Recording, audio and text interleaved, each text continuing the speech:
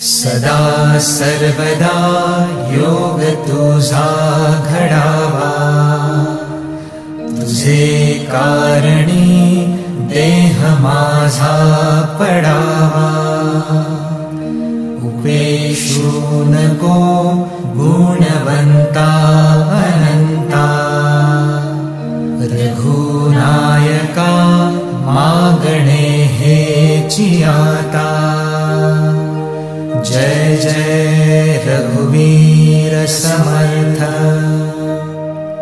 मोरया मोरया मी बाळताने, तुझीच सेवा करू काय जाणे।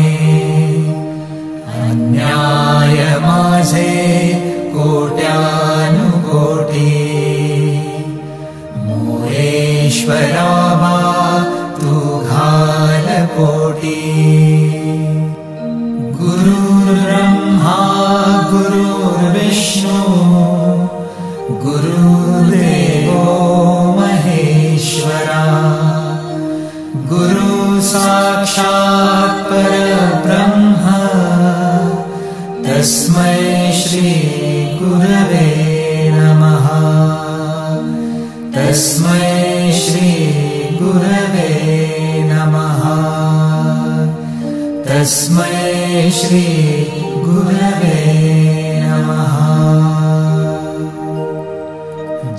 ज्या स्थळी हे मन जाय माझे,